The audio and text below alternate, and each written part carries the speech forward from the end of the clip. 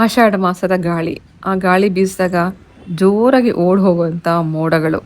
ಮಳೆ ಮೋಡ ಅದೆಷ್ಟೊಂದು ಆವರಿಸ್ಕೊಂಡಿದೆ ನೀವೇ ನೋಡ್ತಾ ಇದ್ದೀರಾ. ಆಗೊಮ್ಮೆ ಈಗೊಮ್ಮೆ ಮಳೆ ಬೀಳ್ತಿರತ್ತೆ, ಜೋರಾಗಿ ಗಾಳಿ ಬೀಸ್ತಿರತ್ತೆ. ವಾತಾವರಣ ಅದೆಷ್ಟು ಚೆನ್ನಾಗಿದೆ ಅಂತಂದರೆ ಈ ಸೀಸನ್ನ ನಾವೆಲ್ಲರೂ ಎಂಜಾಯ್ ಮಾಡ್ಬೋದು. ಮಳೆ ಬೀಳ್ತಾ ಇರತ್ತೆ, ಒಳ್ಳೆ ವಾತಾವರಣ. ಈ ಕಡೆ ತುಂಬ ಮಳೆನೂ ಅಲ್ಲ, ಈ ಕಡೆ ಗಾಳಿನೂ ಅಲ್ಲ, ಈ ಕಡೆ ತುಂಬ ಬಿಸಿಲು ಅಲ್ಲ. ಆ ಥರದ ಒಂದು ಸನ್ನಿವೇಶ. ತುಂಬ ಚೆನ್ನಾಗಿದೆ weather. Hi dears, welcome back, welcome to Sujay's lifestyle. ಹೇಗಿದ್ದೀರಾ? ನೀವೆಲ್ಲರೂ ಚೆನ್ನಾಗಿದ್ದೀರಾ ಅಂತದ್ದು ನನ್ನ ಭಾವನೆ. ಇವತ್ತು ಭಾನುವಾರದ ಬ್ಲಾಗ್ ನಿಮ್ಮ ಜೊತೆಗೆ ಶೇರ್ ಮಾಡ್ತಿದ್ದೀನಿ.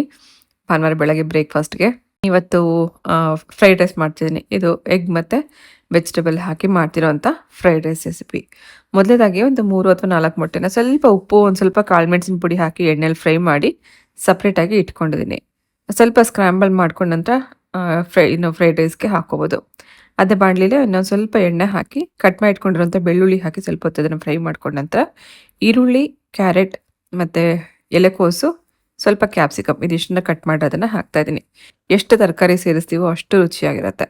ತರಕಾರಿ ಮತ್ತು ಮೊಟ್ಟೆ ಎರಡೂ ಹಾಕಿ ಮಾಡ್ಕೋಬೋದು, ಅಥವಾ ಬರೀ ಎಗ್ಗಿಂದನೇ ಮಾಡ್ಕೋಬೋದು, ಅಥವಾ ಬರೀ ತರಕಾರಿಯಿಂದ ಕೂಡ ಮಾಡ್ಕೋಬೋದು. ಸೊ ಮೊಟ್ಟೆ ತರಕಾರಿ ಎರಡೂ ಸೇರಿಸಿದ್ರೆ ಟೇಸ್ಟ್ ತುಂಬ ಚೆನ್ನಾಗಿರುತ್ತೆ. ಮೊಟ್ಟೆ ತಿಂದಲೇ ಇರೋರು ಮೊಟ್ಟೆ ಸ್ಕಿಪ್ ಮಾಡ್ಬೋದು. ಈ ತರಕಾರಿನ ಸ್ವಲ್ಪ ಹೊತ್ತು ಮಾತ್ರ ಹುರ್ಕೋಬೇಕು. ಆ ಕ್ರಂಚಿನೆಸ್ ಹಾಗೆ ಇರಬೇಕು, ತುಂಬ ಜಾಸ್ತಿ ಎಣ್ಣೆಯಲ್ಲಿ ಫ್ರೈ ಮಾಡ್ಕೋಬಾರ್ದು. ಅದೊಂದು 50% ಅಷ್ಟು ಕುಕ್ಕಾರೆ ಸಾಕು. ಸ್ವಲ್ಪ ಕ್ರಂಚಿ ಆಗಿರೋ ಹಾಗೇನೆ ಅದನ್ನು ಹುರ್ಕೋಬೇಕು. ತರಕಾರಿ ಹುರಿಯೋವಾಗಲೂ ಒಂದು ಸ್ವಲ್ಪ ಉಪ್ಪು ಹಾಕಿದ್ದೆ, ಮೊಟ್ಟೆಗೂ ಒಂದು ಸ್ವಲ್ಪ ಉಪ್ಪು ಹಾಕಿದ್ದೀನಿ. ಹಾಗೆ ಅನ್ನ ಹಾಕಿದ್ಮೇಲೆ ಕೂಡ ಒಂದು ಸ್ವಲ್ಪ ಉಪ್ಪು ಹಾಕಬೇಕು. ಚೈನೀಸ್ ಫ್ರೈಡ್ ರೈಸ್ ಅಂತಂದರೆ ನೀವು ಈ ಸಾಸ್ ಎಲ್ಲ ಹಾಕ್ಕೊಂಡ್ರೆ ಚೆನ್ನಾಗಿರುತ್ತೆ. ಅಥವಾ ಇಂಡಿಯನ್ ಸ್ಟೈಲಲ್ಲಿ ಮಾಡಬೇಕು ಅಂದರೆ ನೀವು ಗರಂ ಮಸಾಲ, ಖಾರದ ಪುಡಿ ಇದೆಲ್ಲ ಹಾಕ್ಕೋಬೋದು. ಅರ್ಧ ಸ್ಪೂನಷ್ಟು ಡಾರ್ಕ್ ಸೋಯಾ ಸಾಸ್, ಅರ್ಧ ಸ್ಪೂನಷ್ಟು ರೆಡ್ ಚಿಲ್ಲಿ ಸಾಸ್, ಒಂದು ಸ್ವಲ್ಪ ಟೊಮೆಟೊ ಕೆಚಪ್, ಹಾಗೆ ಒಂದು ಅರ್ಧ ಸ್ಪೂನಷ್ಟು ವಿನೆಗರ್ ಹಾಕಿ ಮಿಕ್ಸ್ ಮಾಡ್ಕೊಂಡಿದ್ದೀನಿ. ಸೊ ಈ ಸಾಸ್ ಎಲ್ಲ ಇಲ್ದಲೇ ಇದ್ದರೆ ನೀವು ಗರಂ ಮಸಾಲ, ಒಂದು ಸ್ವಲ್ಪ ಧನಿಯಾ ಪುಡಿ, ಒಂದು ಸ್ವಲ್ಪ ರೆಡ್ ಚಿಲ್ಲಿ ಪೌಡರ್ ಹಾಕ್ಕೊಂಡು ಕೂಡ ಇದೇ ಥರ ಮಾಡ್ಕೋಬೋದು. ಅದು ಸ್ವಲ್ಪ ಟೇಸ್ಟಲ್ಲಿ ಡಿಫ್ರೆನ್ಸ್ ಇರುತ್ತೆ. ಎಲ್ಲ ಸಾಸೆಲ್ಲ ಹಾಕಿದ್ಮೇಲೆ ಒಂದ್ಸತಿ ಮಿಕ್ಸ್ ಮಾಡ್ಕೊಂಡ ನಂತರ ಮೊದಲೇ ಸ್ಕ್ರಾಂಬಲ್ ಮಾಡಿ ಇಟ್ಕೊಂಡಿರೋಂಥ ಮೊಟ್ಟೆ, ಹಾಗೆ ಕಟ್ ಮಾಡಿರೋ ಕೊತ್ತಂಬರಿ ಹಾಕಿದ್ದೀನಿ. ಈ ಟೈಮಲ್ಲಿ ನೀವು ಬೇಕಾದ್ರೆ ಸ್ಪ್ರಿಂಗ್ ಆನಿಯನ್ ಹಾಕ್ಕೋಬೋದು, ಇದ್ದರೆ ಅದು ಕೂಡ ತುಂಬ ಚೆನ್ನಾಗಿರುತ್ತೆ. ಮಿಕ್ಸ್ ಮಾಡಿದ್ರೆ ಆಯಿತು, ಬಿಸಿ ಬಿಸಿ ಆಗಿರುವಂಥ ರುಚಿಯಾಗಿರುವಂಥ ವೆಜಿಟೇಬಲ್ ಮತ್ತು ಮೊಟ್ಟೆ ಹಾಕಿ ಮಾಡಿರೋಂಥ ಫ್ರೈಡ್ ರೈಸ್ ರೆಡಿ ಆಯಿತು.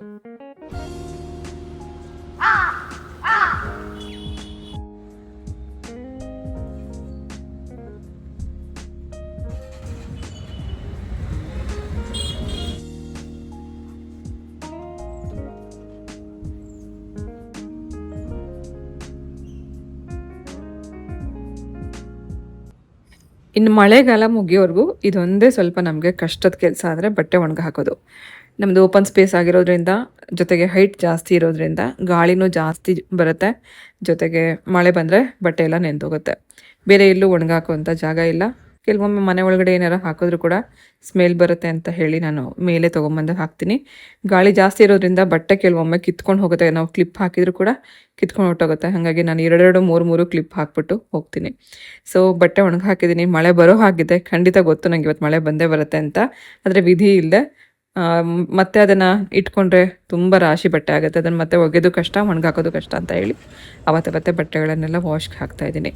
ಒಂದಷ್ಟೆಲ್ಲ ಒಂದು ರೌಂಡ್ ವಾಷಿಂಗ್ ಮಿಷಿನಲ್ಲಿ ಹಾಕಿ ಮತ್ತೆ ಒಂದಷ್ಟೆಲ್ಲ ಒಣಗಿ ಹಾಕ್ಬಿಟ್ಟು ಹೋಗ್ತಾಯಿದ್ದೀನಿ. ಇದು ನಾನು ಆಗಲೇ ತರಿಸ್ಕೊಂಡು ಸುಮಾರು 2 ತಿಂಗಳ ಹತ್ರ ಆಯಿತು. ಇದು ಬೇಕೋ ಅಂತ, ಬೀಕೋ ಅಥವಾ ಬೇಕೋ ಅಂತೇನೋ ಹೇಳ್ತಾರೆ, ಅಮೆಝಾನಲ್ಲಿ ತರಿಸಿದ್ದೆ. ಸೊ ಇದು ಲಿಕ್ವಿಡ್ ಆಗಿರೋದ್ರಿಂದ ಬಟ್ಟೆಗಳಲ್ಲಿ ಎಲ್ಲೂ ನಮಗೆ ಬೆಳ್ಳು ಕಾಣಿಸಲ್ಲ ಅಥವಾ ಅಂಟಲ್ಲ. ಹರ್ಷಿತದು ಯಾವಾಗಲೂ ಬ್ಲ್ಯಾಕ್ ಬಟ್ಟೆಗಳನ್ನ ಹಾಕೋತಿರ್ತಾನೆ, ಹಾಗಾಗಿ ನಾನು ಇದನ್ನು ಲಿಕ್ವಿಡ್ ಡಿಟರ್ಜೆಂಟ್ ತರಿಸಿದ್ದೆ.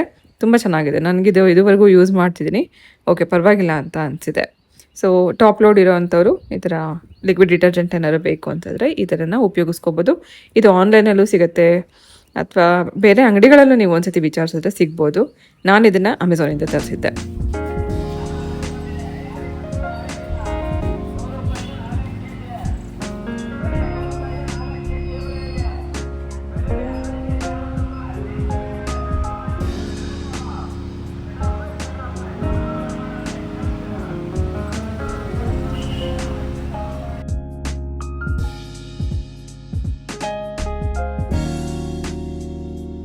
ಮೊದಲು ಕೆಳಗಡೆ ಕಿಚನಲ್ಲಿ ಸ್ವಲ್ಪ ಎಲ್ಲ ಕೆಲಸ ಮುಗಿಸಿ ತಿಂಡಿ ಎಲ್ಲ ರೆಡಿ ಮಾಡಿಟ್ಬಿಟ್ಟು ನಂತರ ಮೇಲ್ ಬಂದು ಟೆರೆಸಲ್ಲಿ ಬಟ್ಟೆ ಎಲ್ಲ ಒಣಗಿ ಹಾಕ್ಬಿಟ್ಟು ಮತ್ತೆ ವಾಶ್ಗೆ ಹಾಕಿ ಕೆಳಗೆ ಬಂದು ಇದೇ ಫ್ಲೋರಲ್ಲಿ ಥರ್ಡ್ ಫ್ಲೋರಲ್ಲಿ ಟ್ರೆಡ್ಮಿಲ್ ಇಟ್ಕೊಂಡಿದ್ದೀವಿ. ಇಲ್ಲಿ ಸ್ವಲ್ಪ ಹೊತ್ತು ವಾಕಿಂಗ್ ಮಾಡಿದ ನಂತರ ಆಮೇಲೆ ಮನೆ ಒರೆಸ್ಕೊಂಡು ಹೋಗಿ ಸ್ನಾನಕ್ಕೆ ಹೋಗ್ತೀನಿ. ಸೊ ಇವತ್ತು ಭಾನುವಾರ ಆಗಿರೋದ್ರಿಂದ ಹೇರ್ ಕಲರ್ ಅಪ್ಲೈ ಮಾಡಬೇಕು, ಸ್ವಲ್ಪ ಸ್ಕಿನ್ ಕೇರ್ ಕೂಡ ಮಾಡಬೇಕು ಅಂತ ಅಂದ್ಕೊಂಡಿದ್ದೀನಿ. ಅದಕ್ಕೆ ಮುಂಚೆ ಅರ್ಧ ಗಂಟೆ ವಾಕಿಂಗ್ ಮುಗಿಸ್ಕೊಂಡು ನಂತರ ಹೋಗ್ತಾ ಇದ್ದೀನಿ. ಇತ್ತೀಚೆಗೆ ತುಂಬ ಮಂಡಿ ನೋವು ಇರೋದ್ರಿಂದ 1 ಅವರ್ ನಾನು ವಾಕ್ ಮಾಡಬೇಕು ಅಂತ ಟಾರ್ಗೆಟ್ ಇಟ್ಕೋತೀನಿ. ಆದರೆ ಆಗಲ್ಲ, ಮಂಡಿ ನೋವು ಜಾಸ್ತಿ ಆಗುತ್ತೆ. ಸೊ ಸ್ವಲ್ಪ ಬ್ರೇಕ್ ತೊಗೊಂಡು ಇನ್ನು ವಾಕ್ ಮಾಡ್ತಾ ಇರ್ತೀನಿ. ಸಂಜೆ ಹೊತ್ತು ಕೂಡ ಕೆಲವೊಮ್ಮೆ ವಾಕಿಂಗ್ ಮಾಡೋಕ್ಕೆ ಇಲ್ಲಿ ಮೇಲೆ ಬರ್ತೀನಿ.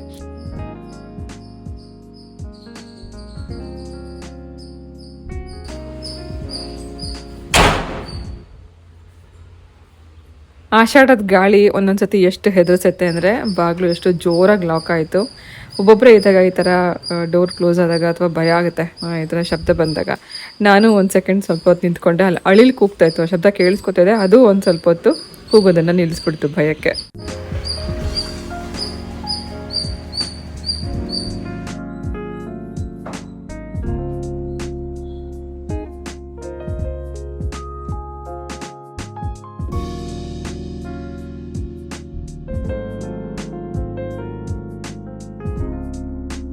ಕಂಪ್ಲೀಟ್ ಮನೆ ಕ್ಲೀನಿಂಗಿಗೆ ಸುಮಾರು ನನಗೆ 2 ಗಂಟೆ ಸಮಯ ಹಿಡಿಯುತ್ತೆ.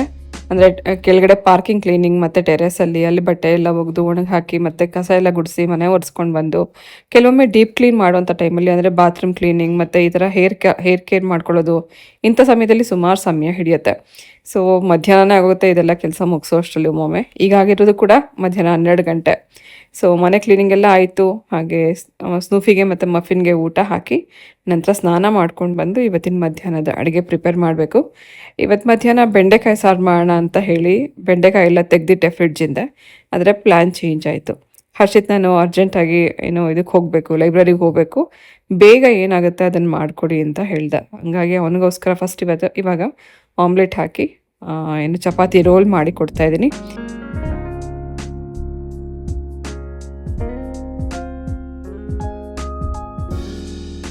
ಇತ್ತೀಚೆಗೆ ಇನ್ಸ್ಟೆಂಟಾಗಿ ಏನಾದ್ರು ಬೇಕು ಅಂದರೆ ಮಾಡೋವಂಥ ರೆಸಿಪಿನೇ ಎಗ್ ರೋಲ್. ಯಾಕಂದರೆ ಚಪಾತಿ ಹಿಟ್ಟು ನಾನು ಯೂಶ್ವಲಿ ಕಲಸಿ ರೆಡಿ ಮಾಡಿ ಇಟ್ಟಿರ್ತೀನಿ, ರಾತ್ರಿ ಹೊತ್ತು ಚಪಾತಿಗೆ ಬೇಕಾಗತ್ತೆ ಅಂತ.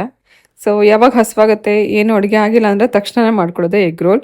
ಇದಕ್ಕೆ ಈರುಳ್ಳಿ, ಕ್ಯಾಪ್ಸಿಕಮ್, ಚೀಸ್ ಇದೆಲ್ಲ ಹಾಕಿ ಕೆಲವೊಮ್ಮೆ ರೋಲ್ ಮಾಡಿ ಕೊಡ್ತೀನಿ. ಅಥವಾ ಬರೀ ಮೊಟ್ಟೆ, ಸ್ವಲ್ಪ ಉಪ್ಪು, ಸ್ವಲ್ಪ ಅಚ್ಕಾರದ ಪುಡಿ ಹಾಕಿ ಬೀಟ್ ಮಾಡಿ ನಂತರ ಈ ರೀತಿ ಆಮ್ಲೆಟ್ ಮಾಡಿದ ನಂತರ ಚಪಾತಿ ಒಳಗಡೆ ರೋಲ್ ಮಾಡಿ ಕೊಡ್ಬೋದು.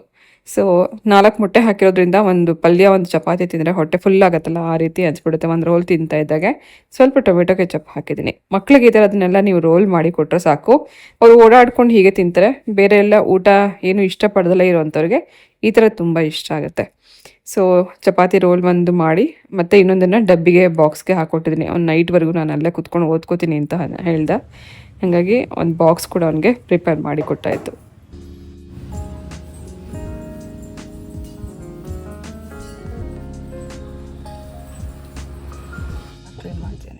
ಸೆಟ್ ಮಾಡ್ಕೊಂಬಿಟ್ಟೇನೆ. ಅವನ್ನೆಲ್ಲ ಹೊರಟಿದ್ದೆ, ಲೈಬ್ರರಿಗೆ ಹೊರಟಿದ್ದೆ ಓದ್ಕೊಳ್ಳೋಕ್ಕೆ. ನಾನೇ ಒಂದು ಕರೆದೆ, ತರಕಾರಿ ತೊಗೊಂಬಂದ್ಬೇಡ ಬಾ ಅಂತ.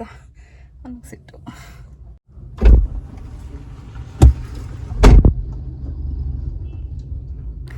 ಭಾನುವಾರ ಒಂದಿನ ಹೊರಗಡೆ ಹೋಗಿ ಮನೆಗೆ ಬೇಕಾಗಿರೋದೆಲ್ಲ ತಂದಿಟ್ಕೊಳ್ಳೋಣ ಅಂತ ಪ್ಲ್ಯಾನ್ ಮಾಡ್ಕೋತೀನಿ. ಆದರೆ ಇವತ್ತು ಹರ್ಷಿತ ಒಂದು ಸಪ್ರೇಟ್ ಪ್ಲ್ಯಾನ್ ಮಾಡಿ ಇಟ್ಕೊಂಡಿದ್ದ, ಲೈಬ್ರರಿ ಪ್ಲ್ಯಾನ್ ಮಾಡ್ಕೊಂಡಿದ್ದ.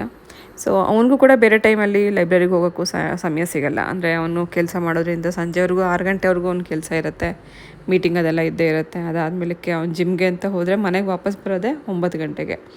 ಸೊ ಬೇರೆ ಯಾವುದಕ್ಕೂ ಕೂಡ ಸಮಯ ಸಿಗೋಲ್ಲ, ಅವನಿಗೂ ಕೂಡ ಸಮಯ ಸಿಗೋಲ್ಲ, ನನಗೂ ಹೊರಗಡೆ ಬರೋಕ್ಕಾಗೋದಿಲ್ಲ. ಹಾಗಾಗಿ ಇವತ್ತಿನ ಪ್ಲ್ಯಾನ್ ಇಟ್ಕೊಂಡಿದ್ದು ನಾನು ಮಾರ್ಕೆಟ್ಗೆ ಹೋಗಬೇಕು ಅಂತ. ಬಟ್ ಅವನು ಪ್ಲ್ಯಾನ್ ಮಾಡಿದ್ದು ಲೈಬ್ರರಿಗೆ ಹೋಗಬೇಕು ಅಂತ. ಸೊ ಅದ್ರ ಮಧ್ಯದಲ್ಲಿ ನಾನು ಅವನ್ನ ಕರ್ಕೊಂಬಂದೆ. ಅದು ಸ್ವಲ್ಪ ಅವ್ನು ಸಿಟ್ಟಾಯಿತು. ಈಗಾಗಲೇ ಸಮಯ ಆಗಿತ್ತು, 1:30-2 ಗಂಟೆ ಆಗಿತ್ತು. ಮಳೆ ಬೇರೆ ಬರ್ತಾಯಿತ್ತು. ಒಂದು ಗಾಡೀಲಿ ಹೋಗಬೇಕು ಅಂತ ಅಂದ್ಕೊಂಡ. ಮಳೆ ಬರ್ತಾಯಿದ್ದರಿಂದ ಅದು ಸ್ವಲ್ಪ ಅವನಿಗೆ ಸಿಟ್ಟು. ಈಗ ಅಲ್ಲಿ ಕಾರ್ ಪಾರ್ಕ್ ಮಾಡೋಕ್ಕೂ ಜಾಗ ಇಲ್ಲ, ಮತ್ತು ಗಾಡೀಲಿ ಹೋದರೆ ನೆನ್ಕೊಂಡು ಹೋಗಬೇಕು. ಇದೆಲ್ಲ ಕೆಲವೊಮ್ಮೆ ತೊಂದರೆಗಳಾಗ್ತಾನೆ ಇರುತ್ತೆ.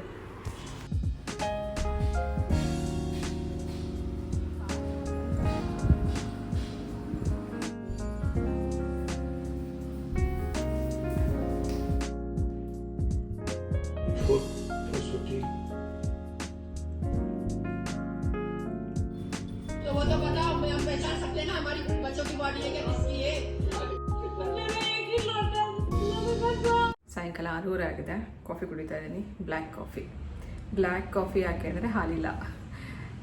ಹೊರಗಡೆ ಹೋಗಿದ್ದೆ, ಹಾಲು ಇದೆಲ್ಲ ತರಕ್ಕಿನ್ನೂ ಸುಮಾರು ಇತ್ತು. ಹಾಲಿರಲಿಲ್ಲ, ಮತ್ತು ಪೂಜೆಗೆ ಹೂ ಬೇಕಾಗಿತ್ತು, ಅದೆಲ್ಲ ಬೇರೆ ಬೇರೆ ಕಡೆ ಹೋಗಬೇಕು. ಹರ್ಷಿತ್ ಇದ್ದಿದ್ದು ಅರ್ಜೆಂಟಲ್ಲಿ, ಅವನು ಲೈಬ್ರರಿಗೆ ಹೋಗಬೇಕಾಗಿತ್ತು. ಮಳೆ ಬೇರೆ ಶುರುವಾಗೋಯಿತು. ಸರಿ ಏನೋ ಒಂದು ಸಿಕ್ಕಿದ್ದು ತೊಗೊಂಡು ಬೇಗ ಬಂದೆ ಅಷ್ಟೇ. ಹಾಗೆ ಮಳೆ ನೋಡಿ ಹೆಂಗೆ ಬಂತು, ಸಡನ್ನಾಗಿ ಮಳೆ ಬಂತು. ಇವಾಗ ಮತ್ತೆ ಕಮ್ಮಿ ಆಯಿತು. ಬಟ್ಟೆ ಹಾಕ್ಬಿಟ್ಟು ಬಂದಿದ್ದೆ, ಇದೆಲ್ಲ ನೆಂದೋಗಿರುತ್ತೆ. ಅದು ಎಷ್ಟು ದಿನಕ್ಕೆ ಒಣಗುತ್ತೆ ಅಂತಲೇ ಹೇಳೋಕ್ಕಾಗಲ್ಲ. 1 ದಿನ 2 ದಿನ ಟೈಮ್ ಹಿಡಿಯುತ್ತೆ. ಇವತ್ತು ನಿಮ್ಮ ಜೊತೆಗೆ ಶೇರ್ ಮಾಡ್ಕೋಬೇಕು ಅಂತ ಅಂದ್ಕೊಂಡಿದ್ದ ವಿಷಯ ಏನಂತಂದರೆ, ಮನಸ್ಸಲ್ಲಿ ಇತ್ತೀಚೆಗೆ ಒಂಥರ ಭಯ. ಯಾವುದ್ರ ಬಗ್ಗೆ ಹೇಳ್ತೀನಿ ಅಂತ ಮೊದಲು ಹೇಳ್ಬಿಡ್ತೀನಿ. ಇತ್ತೀಚೆಗೆ ನಾವೇನೇನು ನೋಡ್ತಿದ್ದೀವಲ್ಲ, ಕಾಶ್ಮೀರಲ್ಲಿ ಒಂದು ಅಟ್ಯಾಕ್ ಆಯಿತು ಪಾಕಿಸ್ತಾನೀಸ್ ಕಡೆಯಿಂದ. ಆ ನಂತರ ಮೊನ್ನೆ RCB ಟೈಮಲ್ಲಿ ಕೂಡ ಫ್ಯಾನ್ಸ್ ಎಷ್ಟೋ ಜನ, ಸುಮಾರು 11 ಜನ, ಎಲ್ಲ ಯಂಗ್ಸ್ಟರ್ಸ್ ಎಷ್ಟೋ ಜನ ಸತ್ತರು. ಅದಾದ ನಂತರ ಅಹಮದಾಬಾದಲ್ಲಿ ನಡೆದಂಥ ಫ್ಲೈಟ್ ಕ್ರ್ಯಾಶ್, ಅದ್ರ ಬಗ್ಗೆ ಅಂತೂ ನಾನು ಪ್ರತಿದಿನ ನ್ಯೂಸ್ ನೋಡ್ತಾ ಇದ್ದರೆ ಒಂದ್ಸಲಿ ಒಂಥರ ಭಯ ಆಗುತ್ತೆ. ನ್ಯೂಸ್ ನೋಡಿ ಭಯ ಅಂತಲ್ಲ, ನಮ್ಮ ಮಕ್ಕಳು ಕೂಡ ಹೊರಗಡೆ ದೇಶಕ್ಕೆ ಹೋಗಿದ್ದಾಗ ಆ ಮಕ್ಕಳ ಬಗ್ಗೆ ನಮಗೆ ಫಸ್ಟ್ ಜ್ಞಾಪಕಕ್ಕೆ ಬರುತ್ತಲ್ಲ. ಆ ಮಕ್ಕಳು ಹೆಂಗಿದಾರೋ, ಎಲ್ಲಿದ್ದಾರೋ, ಏನು ಮಾಡ್ತಿದ್ದಾರೋ, ಹುಷಾರಾಗಿ ವಾಪಸ್ ನಮ್ಮ ಹತ್ರ ಬಂದು ಸೇರಿಬಿಟ್ರೆ ಸಾಕು ಅನ್ನೋದೊಂದು ಭಯ ಇರುತ್ತೆ. ಒಂದೊಂದು ದಿನಕ್ಕೂ ಒಂದೊಂದು ಇನ್ಸಿಡೆಂಟ್ ನಾವು ಕೇಳಿಸ್ಕೊತಾ ಇದ್ದೀವಿ. ಅವ್ರಿಗೋಸ್ಕರ ಫ್ಯಾಮಿಲಿ ಅದೆಷ್ಟು ನೋವು ತಿಂದಿರುತ್ತಲ್ಲ ಅವರೆಲ್ಲ ಹೋದಾಗ. ಅವ್ರಿಗೋಸ್ಕರ ಕನಸುಗಳು ಕಟ್ಕೊಂಡಿರ್ತಾರೆ. ಮಕ್ಕಳೇ ಅಲ್ವಾ ಜೀವ, ಅವ್ರಿಗೋಸ್ಕರನೇ ಬದುಕಿರೋದು, ಮಕ್ಳಿಗೋಸ್ಕರನೇ ಬದುಕಿರ್ತೀವಿ. ಎಲ್ಲಿಗೆ ಹೋಗಿ ಮಕ್ಕಳು ಕಳಿಸ್ಕೊಡುವಾಗ ಒಂಥರ ಭಯ ಇದ್ದೇ ಇರುತ್ತೆ. ಸೇಫಾಗಿ ವಾಪಸ್ ಮನೆಗೆ ಬಂದ್ಬಿಟ್ರೆ ಸಾಕು ಅಂತ ಭಯ ಇದ್ದೇ ಇರುತ್ತೆ. ಮುಚ್ಚಿ ಕಣ್ಣು ಬಿಡೋ ಅಷ್ಟರಲ್ಲಿ ಒಂದು ಫ್ಲೈಟ್ ಕ್ರ್ಯಾಶ್ ಆಯಿತು. ಅಲ್ಲಿದ್ದವ್ರು ಅಷ್ಟು ಜನ ಸತ್ರು, ಫ್ಲೈಟಲ್ಲಿ ಇದ್ದವ್ರು ಸತ್ರು. ಓಕೆ, ಅಲ್ಲಿ ಏನು ಬಿಲ್ಡಿಂಗಲ್ಲಿದ್ದವರು, ಮೆಡಿಕಲ್ ಕಾಲೇಜಲ್ಲಿದ್ದಂಥ ಸ್ಟೂಡೆಂಟ್ಸು, ಅಕ್ಕಪಕ್ಕದಲ್ಲಿದ್ದಂಥವ್ರು ಎಷ್ಟು ಜನಕ್ಕೆ ಇದು ಪ್ರಾಣ ತೆಗೋತು ಅನ್ನೋದು ಒಂದು ಇನ್ಸಿಡೆಂಟು ನಿಜಕ್ಕೂ ಒಂಥರ ಮೈ ನಡುಗುತ್ತೆ, ನಿಜಕ್ಕೂ ಭಯ ಆಗುತ್ತೆ. ಇವತ್ತು ಪ್ರಿಯಾ ಅಲ್ಲಿ ಇದು ಇನ್ನೇನು ಈ ಮಂತ್ ಲಾಸ್ಟ್ ಅಂತ ಹೇಳಿ ಒಂದು ಟ್ರಿಪ್ ಹೋಗಿದ್ದಾರೆ. ಈಗ ಒಂದು 10 days ಅವರಿಗೆ ರಜಾ ಇದೆ. ಟ್ರಿಪ್ ಹೋಗಿದ್ದಾರೆ ಪ್ಯಾರಿಸ್ಗೆ. ಅಲ್ಲಿಂದ ಪ್ಯಾರಿಸ್ ಟವರ್ ಅಂದರೆ ಏನು ಹೇಳ್ತಾರೆ ಅದಕ್ಕೆ, ಪ್ಯಾರಿಸ್ ಒಂದು ಟವರ್ ಬರುತ್ತಲ್ಲ, ಏನು ಹೇಳ್ತಾರೆ ಅದಕ್ಕೆ, ಆ ಟವರ್ ಹತ್ರ ನಿಂತ್ಕೊಂಡು ಫೋಟೋ ಕಳಿಸಿದ್ದಾಳೆ. ಫ್ಲೈಟಲ್ಲಿ ಹೋಗಬೇಕಾದ್ರೆ ಫೋಟೋ ಕಳಿಸಿದ್ದಾಳೆ. ಆ ಫ್ಲೈಟ್ ಶಬ್ದ ಕೇಳಿಸ್ಕೊಂಡ್ರೆ ನನಗೆ ಒಂಥರ ಹಾರ್ಟ್ ಬೀಟ್ ಜಾಸ್ತಿ ಆಗುತ್ತೆ. ನಿಜಕ್ಕೂ ಫ್ಲೈಟ್ ಅಂತಂದ್ರೇ ಫ್ಲೈಟಲ್ಲಿ ಹೋಗೋದೇ ಬೇಡ ಅಂತ ಅನ್ಸುತ್ತೆ. ಯಾವುದಾದ್ರು ಒಂದು ಆಕ್ಸಿಡೆಂಟ್ ನೋಡಿದ ತಕ್ಷಣ ನಮಗೆ ಆ ವೆಹಿಕಲಲ್ಲಿ ಹೋಗೋದೇ ಒಂಥರ ಭಯ ಅಂತ ಅನಿಸ್ಬಿಡುತ್ತೆ. ಟ್ರಾವೆಲ್ ಮಾಡ್ತಿರೋಂಥ ಫ್ಲೈಟ್ದು ಲ್ಯಾಂಡಿಂಗ್ ಆಗ್ತಿದ್ದೀನಿ, ಐಲ್ಯಾಂಡಲ್ಲಿ ಲ್ಯಾಂಡ್ ಆಗ್ತಿದ್ದೀವಿ ಅಂತೆಲ್ಲ ಕಳಿಸಿದ್ದು. ನಾನು ಅವಳಿಗೆ ಹೇಳಿದ್ದೆ ಅಷ್ಟೇ, ಈ ಕಡೆ ಎಲ್ಲ ಏನೇನೆಲ್ಲ ನಡೀತಾ ಇದೆ, ತುಂಬ ಸೇಫಾಗಿರು ಅಷ್ಟೇ ಹೇಳ್ತಾ ಇದ್ದೀನಿ. ನಂಗೆ ಅಷ್ಟೇ ಅದೊಂದೇ ಭಯ. ಅವಳು ವಾಪಸ್ ಬರೋವರೆಗೂ ನನಗೆ ಒಂದು ಭಯ ಕಾಡ್ತಾನೆ ಇದೆ. ಸೊ ಇವಾಗ ಅಲ್ಲಿ ಅಹಮದಾಬಾದಲ್ಲಿ ನಡೆದಂಥ ಇದರಲ್ಲಿ ನೋಡಿದ್ರೆ ಎಲ್ಲ ಮಕ್ಕಳೇ, ಎಲ್ಲ ಎಷ್ಟೋ ಜನ ಮಕ್ಕಳು ಓದಕ್ಕೆ ಹೋಗಿರೋವಂಥವ್ರು, ಅಲ್ಲಿ ಸ್ಟೂಡೆಂಟ್ಸು, ಮೆಡಿಕಲ್ ಕಾಲೇಜಲ್ಲಿ ಊಟ ಮಾಡ್ತಿದ್ದವರು. ಅವ್ರಿಗೆ ಗೊತ್ತೇ ಇರೋಲ್ಲ ನಾವು ಸಾಯ್ತೀವಿ, ಈ ಕ್ಷಣದಲ್ಲಿ ಸತ್ತೋಗ್ತೀವಿ ಅಂತರೋದು. ತಟ್ಟೆನಲ್ಲಿ ಊಟ ಇದೆ, ಹಿಂದೆಯಿಂದ ಗೋಡೆ ಬಿದ್ದಾಗ ಅದ್ರ ಕೆಳಗಡೆ ಸಿಕ್ಕಾಕೊಂಡು ಸತ್ತಿರೋರು, ಬೆಂಕಿ ಹತ್ಕೊಂಡು ಚಿಂದಿ ಆಗಿಬಿಟ್ಟಿದ್ದಾರೆ. ಅದನ್ನೆಲ್ಲ ನೋಡಿದ್ರೆ ನನಗೆ ನಿಜಕ್ಕೂ ಭಯ ಆಗುತ್ತೆ. ಯಾರಿಗೂ ಎಕ್ಸ್ಪೆಕ್ಟ್ ಮಾಡೋಕ್ಕೆ ಆಗಿರಲ್ಲ, ಯಾವಾಗ ಯಾರಿಗೆ ಏನಾಗುತ್ತೆ ಅಂತ ಅನ್ನೋದೇ ನಂಬೋಕೆ ಆಗ್ತಿಲ್ಲ. ಸೊ ಎಷ್ಟು ದಿನ ಯಾರ್ಯಾರು ಬದುಕ್ತೀವಿ ಅಂತಿರೋದೆ ಗ್ಯಾರಂಟಿನ ಹೊರಟೋಗ್ಬಿಟ್ಟಿದೆ, ಆ ಥರ ಆಗೋಗಿದೆ. ಇವತ್ತು ಪ್ರಿಯಾ ಹೋಗಿದ್ದು ಒಂದು ಟ್ರಿಪ್ ಫ್ಲೈಟ್ ಏನಿದೆ, ಅವರು ಪ್ಯಾರಿಸ್ಗೆ ಹೋಗಿದ್ರು. ನಿನ್ನೆ ಪ್ಯಾರಿಸ್ ಮುಗಿಸ್ಕೊಂಡು ಇವತ್ತು ಬೇರೆ ಕಡೆಗೆ ಹೋಗಿದ್ದಾರೆ. ಐಲ್ಯಾಂಡಲ್ಲಿ ಲ್ಯಾಂಡಿಂಗ್ ಮಾಡ್ಬೇಕಾದ್ರೆ ಆ ಫ್ಲೈಟಲ್ಲಿ ಇದ್ದವ್ರು ಎಲ್ಲರೂ ಕ್ಲ್ಯಾಪ್ ಮಾಡಿದ್ದಾರೆ. ಕ್ಲ್ಯಾಪ್ ಮಾಡಿರೋದೇನಕ್ಕೆ ಅಂದರೆ ಸೇಫಾಗಿ ಲ್ಯಾಂಡ್ ಆದ್ವಿ ಅಂತ. ಸಮುದ್ರದ ಮೇಲೆ ಹೋಗಿ ಒಂದು ಐಲ್ಯಾಂಡಲ್ಲಿ ಲ್ಯಾಂಡ್ ಮಾಡಿರೋದಕ್ಕೆ ಅವರೆಲ್ಲ ಅಪ್ರಿಷಿಯೇಟ್ ಮಾಡಿ ಪೈಲಟ್ಗೆ ಕ್ಲ್ಯಾಪ್ ಮಾಡಿದ್ದಾರೆ, ಸೇಫಾಗಿ ಲ್ಯಾಂಡ್ ಮಾಡಿಕೊಟ್ರು ಅಂತ ಹೇಳಿ. ಯಾಕಂದರೆ ತುಂಬ ಈ ವಿಷಯಗಳು ಕೇಳ್ತಾ ಇದ್ದಾಗ ಇದೊಂದು ಸೇಫಾಗಿ ನಾವು ತಲುಪಿದ್ವಲ್ಲ ಅಂತ ಅನ್ನೋ ಒಂದು ಖುಷಿಗೆ ಕ್ಲ್ಯಾಪ್ ಮಾಡಿದ್ರಂತೆ.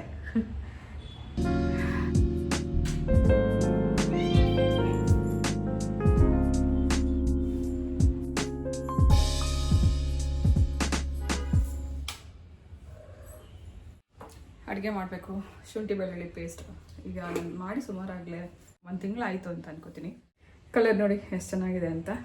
ಸೊ ಅರಿಶಿನ ಹಾಕಿಟ್ರೆ ಇದು ಕಪ್ಪಗಾಗಲ್ಲ, ಬರೀ ಹಾಗೆ ರುಬ್ಬಿಡಿ, ಅದ್ರದ್ದು ಬಣ್ಣ ಚೇಂಜ್ ಆಗುತ್ತೆ.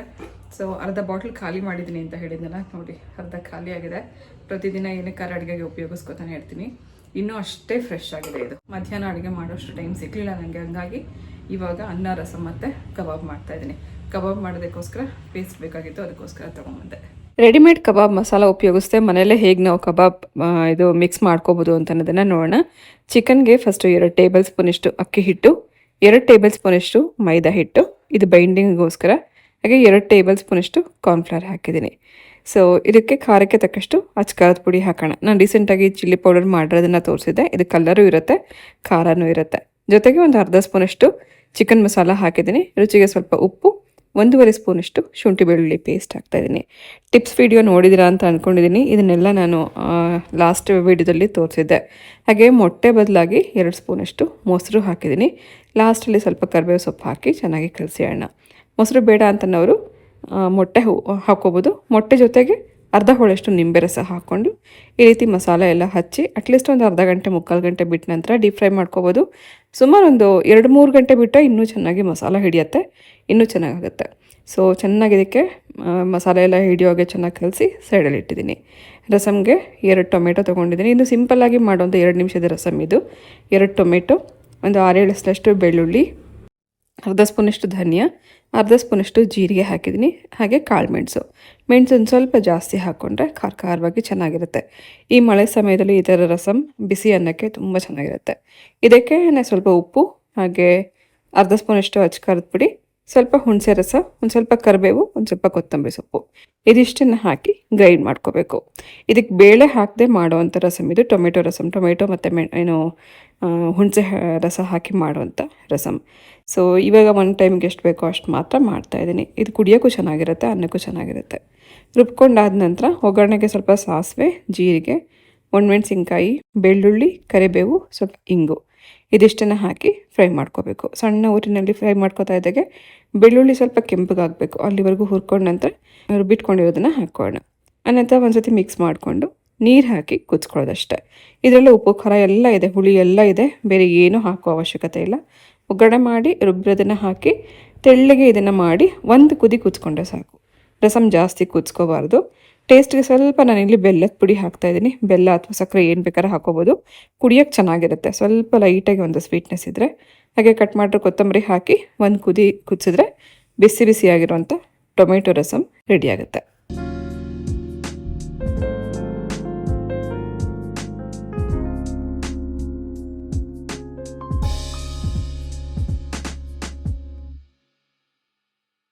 ಈಗಾಗಲೇ ಮಸಾಲೆ ಹಚ್ಚಿಟ್ಟು ಅರ್ಧ ಗಂಟೆ ಆಗಿತ್ತು. ಅರ್ಧ ಗಂಟೆ ನಂತರ ನಾನು ಇದನ್ನು ಡೀಪ್ ಫ್ರೈ ಮಾಡ್ತಾಯಿದ್ದೀನಿ. ಚಿಕನ್ ಕಬಾಬ್ ಮಾಡುವಾಗ ಆದಷ್ಟು ಫ್ಲೇಮ್ನೇ ಜಾಸ್ತಿ ಇಟ್ಕೊಂಡೆ ಮಾಡಬೇಕು. ಹೈ ಫ್ಲೇಮಲ್ಲೇ ಇದನ್ನು ಡೀಪ್ ಫ್ರೈ ಮಾಡ್ಕೋಬೇಕು. ಅಕ್ಕಿ ಹಿಟ್ಟು ಹಾಕಿರೋದ್ರಿಂದ ಮೇಲ್ಗಡೆ ಲೇಯರ್ ಕ್ರಿಸ್ಪಿಯಾಗಿರುತ್ತೆ, ಒಳಗಡೆ ಜ್ಯೂಸಿಯಾಗಿ ಸಾಫ್ಟಾಗಿರೋಂಥ ಚಿಕನ್ ನಿಮಗೆ ಟೇಸ್ಟ್ ತುಂಬ ಚೆನ್ನಾಗಿರುತ್ತೆ.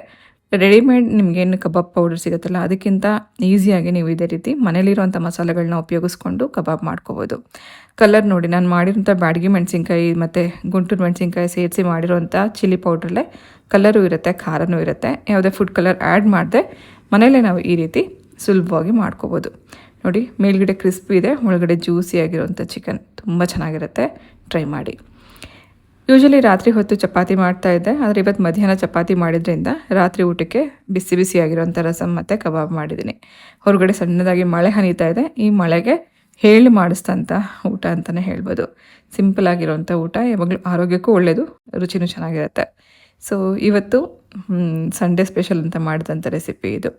ಸೊ ಡಿಯರ್ಸ್, ಇದು ಸಂಡೇ ಫುಲ್ ಡೇ ವ್ಲಾಗ್ ಆಗಿತ್ತು.